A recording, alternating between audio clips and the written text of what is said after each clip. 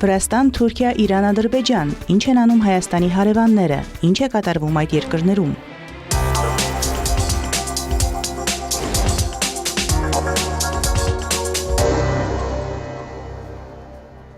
Վրաստանի նախագահ Միխայիլ Կավելաշվիլին համաներում է շնորհել 37 անձի։ Վրաստանի նախագահի մամուլի ծառայության տվյալով համաներումը վերաբերել է ոչ կալանքային 29 անձի եւ բանտարկության մեջ գտնվող 5 անձի, իսկ 3 հոգու դատվածությունը չեղարկվել է։ Վրաստանի նախագահի կողմից սահմանադրությամբ իրեն տրված բացառիկ լիազորությունների կիրառումը հիմնված է մարդասիրության եւ պետական շահերի սկզբունքի վրա, հայտնել է նախագահի մամուլի ծառայությունը։ Եվրամիությունից հնչող հայտարարությունները վկայում են խորը արժեքային ճգնաժամի մասին, որը բավականին ակնհայտ է եվրոպական բյուրոկրատիայում, ասել է Վրաստանի վարչապետ Իրակլի Կոբախիձեն, պատասխանելով Վրաստանի վերաբերյալ վերջին հայտարարությունների մասին հարցին։ Կառավարության ղեկավարի խոսքով Վրաստանի իշխանությունները հույս ունեն, որ Եվրոպայում իրավիճակը կփոխվի եւ որ կհաղթահարվեն ինչպես տնտեսական, այնպես էլ ժողովրդավարական եւ արժեքային ճգնաժամերը։ Կոբախիձեն վերահաստատել է, որ ցանկություն ունեն մինչեւ 2030 թվականը դառնալ Եվրամիության լիիրավ անդամ։ Պատասխանելով առանց վիզայի ռեժիմի հնարավոր չեղարկման վերաբերյալ հարցին, Կոբախիձեն նշել է, որ շանտաժը պետք է դադարեցվի եւ սա վրացական իշխանությունների կոչն է բոլոր կողմերին։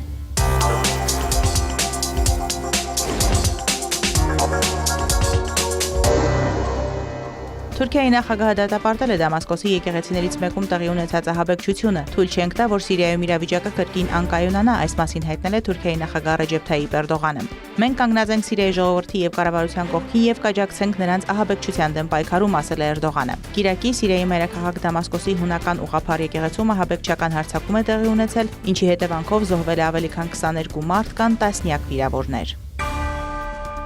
Իսրայելի ագրեսիվ գործողությունները, որոնք սպառնալիք են տարածաշրջանի համար, դարձան Իսլամական համագործակցության կազմակերպության արտաքին գործերի նախարարների հունիսի 21-ից 22-ը Ստամբուլում կայացած հանդիպման ամենակարևոր կետը։ Այս մասին հայտնել է Թուրքիայի արտաքին գործերի նախարարության ղեկավար Հական Ֆիդանը։ Մեր օրակարգի ամենակարևոր կետը երկու օրվա ընթացքում Իսրայելի ագրեսիվ վարքագիծն էր, որը սպառնալիք է տարածաշրջանային անվտանգության եւ կայունության համար։ Մենք ինտենսիվ եւ արդյունավետ խորհրդակցություններ անցկացրինք այն ժամանակ, երբ մեր տարածաշրջանը լուրջ մարտահրավերների է բախվում։ Այսօր Ստամբուլի հռչակագիրը ընդունելով մենք վճռականորեն ամբողջ աշխարհին հայտարարել ենք իսլամական աշխարհի միասնական ձայնը գլոբալ հարցերի վերաբերյալ։ Մենք ընդունել ենք 156 բանաձև, որոնք լուծումներ են առաջարկում իսլամական երկրների եւ մուսուլման փոքրամասնությունների ընդհանուր խնդիրների համար։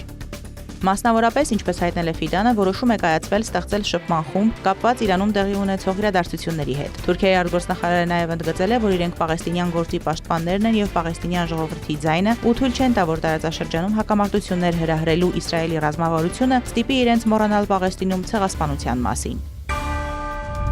Միացյալ Նահանգների հարվածները Իրանին կհանգեցնեն քաոսի եւ խառնաշփոթի մերձավոր արևելքում, ասել է Թուրքիայի նախագահի աշխատակազմի հաղորդակցության բաժնի ղեկավար Ֆահրեթին Ալթունը։ ԱՄՆ-ի հարվածները Իրանի միջուկային օբյեկտներին եւ ԱՄՆ-ի միացումը Իրանի դեմ Իսրայելի ագրեսիային նոր քայլ են, որը կհանգեցնի քաոսի եւ խառնաշփոթի մերձավոր արևելքում, այլ ոչ թե խաղաղության եւ կայունության։ Ինչպես ԱՄՆ-ի Իրաքում եւ Աֆղանստանում միջամտությամբ սկսված գործընթացը հանգեցրեց աշխարհում արմատականության եւ ահաբեկչության աճի, այնպես էլ ԱՄՆ-ի հարձակումը Իրանի վրա ամենայն հավանականությամբ կունենա նմանատիպ հետևանքներ։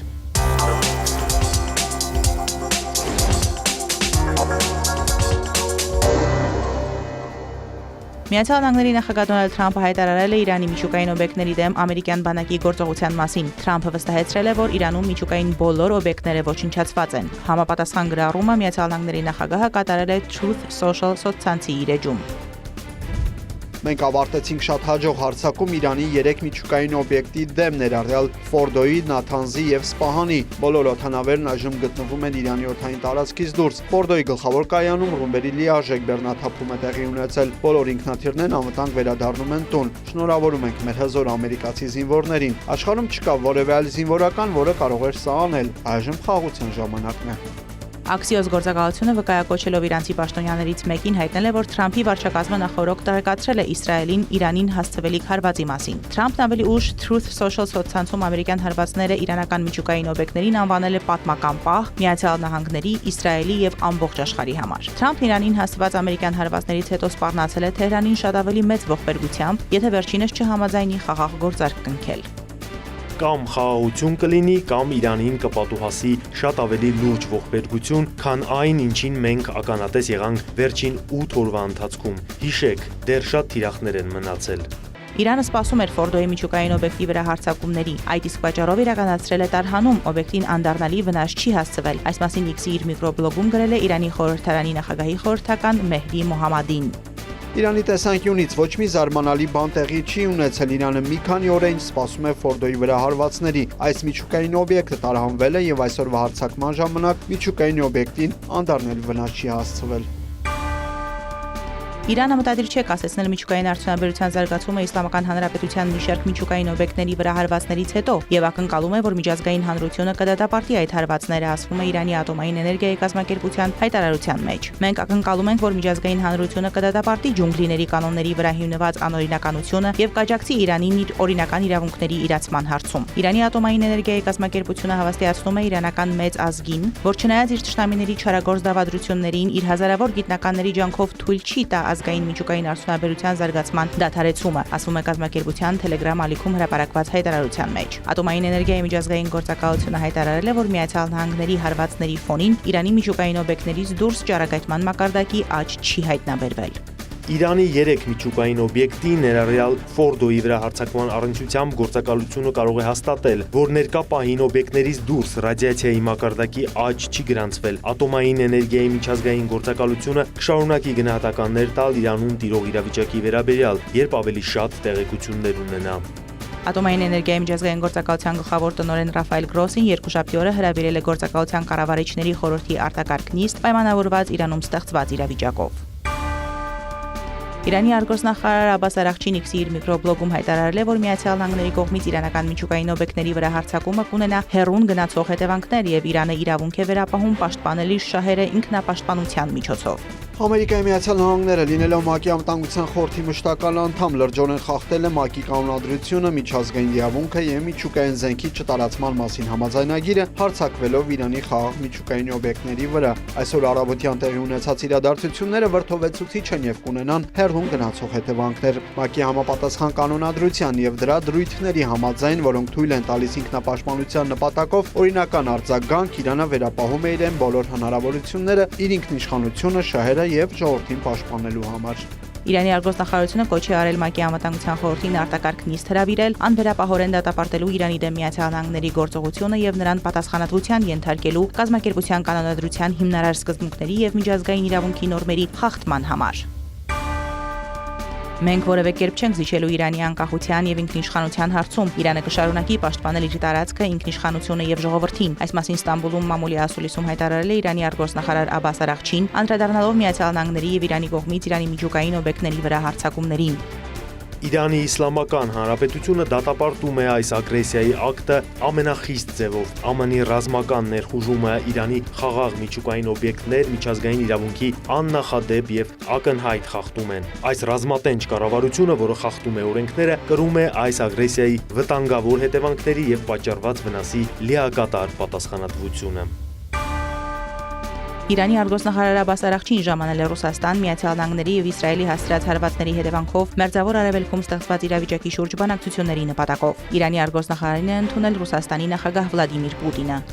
Իրանի դեմ բացարձակապես չհրահրված ագրեսիան որևէ հիմք կամ արդարացում չունի։ Մենք Իրանի հետ ունենք երկարատև լավ հուսալի հարաբերություններ։ Մեր կողմից մենք ջանքեր ենք գործադրում Իրանի ժողովրդին օգնելու համար։ Պուտինն Արաղչիին տեղեկացրել է, որ հեռախոսազրույց է ունեցել Միացյալ Նահանգների նախագահ Դոնալդ Թրամփի եւ Իսրայելի վարչապետ Բենյամին Նեթանյահուի, նաեւ Իրանի նախագահ Մասուդ Փեզեշքյանի հետ։ Պուտինը գոհունակություն է հայտնել, որ Արաղչին Մոսկվայում է, քանի որ կարծում է, թե դա իրենց հնարավորություն կտա քննարկելու բոլոր հրատապ հարցերը եւ միասին մտածելու, թե ինչպես կարելի է դուրս գալ ստեղծված իրավիճակից։ Արաղչին իր հերթին նշել է, որ շատ մտերիմ ու լավ հարաբերություններ ունեն Ռուսաստանի հետ եւ վերջին տարիներին իրենց երկկողմ հարաբերությունները դարձել են ռազմավարական։ Իրանի արտգործնախարարը հավելել է, որ մշտապես խորհրդակցում են ռուս գործընկերների հետ համաշխարհային անվտանգության բոլոր ոլորտներում ու հարցերում։ Արաղչին ցավով նշել է, որ իրավիճակի սրման մակարդակն օրեցօր աճում է եւ իրենց վրա հարձակվել է ոչ միայն Իսրայելը, այլև Միացյալ Նահանգները։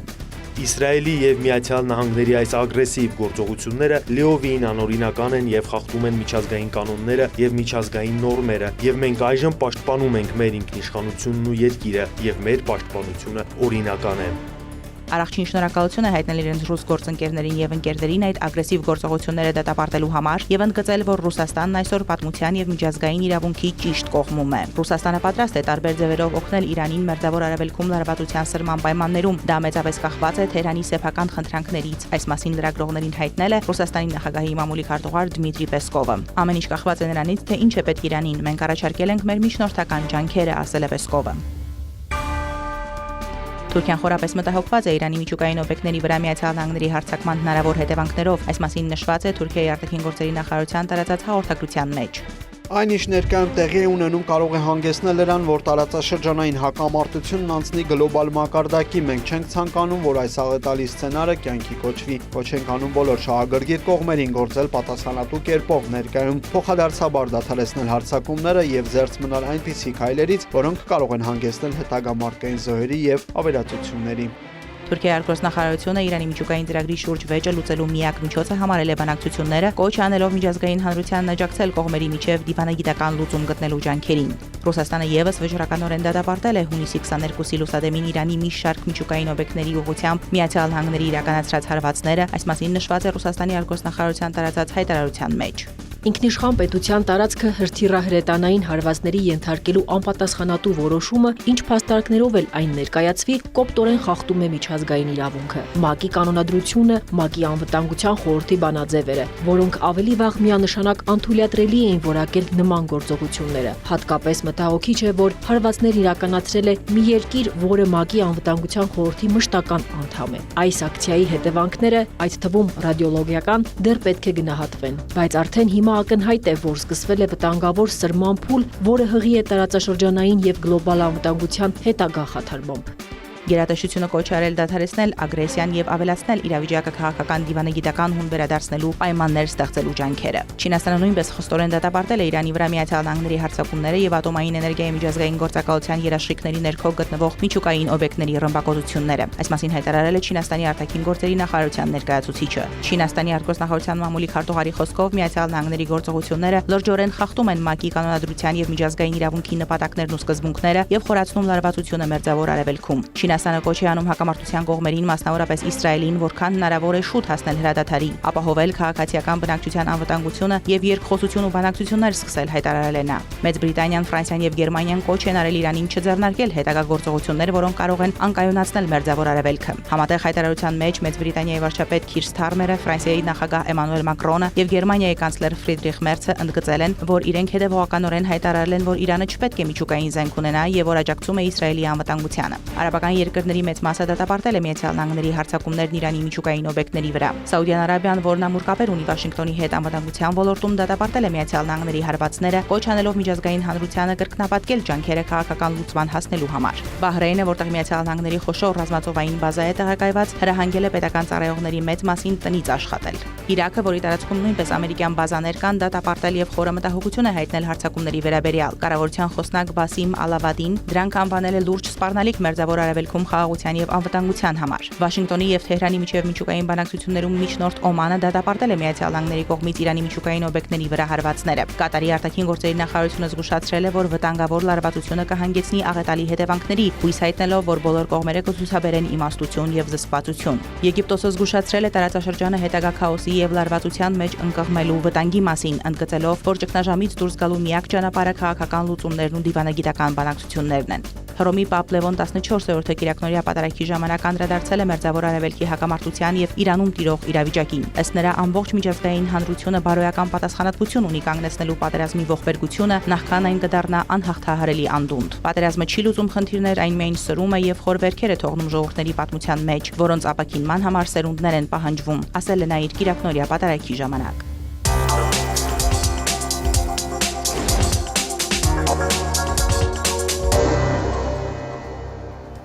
Ադրբեջանում երկարաձգվել է հատուկ կարանտինային ռեժիմը, համապատասխան հրամանագիրը ստորագրել է վարչապետ Ալի Ասադովը։ Փաստաթղթի համաձայն Ադրբեջանում հատուկ կարանտինային ռեժիմը երկարաձգվել է մինչև 2025 թվականի հոկտեմբերի 1-ի ժամը 6-ը։ Երկրում կորոնավիրուսային վարակի տարածումը եւ դրա հնարավոր հետևանքները կանխելու նպատակով Ադրբեջանի Հանրապետությունում հատուկ կարանտինային ռեժիմը երկարաձգվել է մինչև 2025 թվականի հոկտեմբերի 1-ի ժամը 6-ը, նշված է նախարարների կաբինետի տարածած հաղորդագրության մեջ։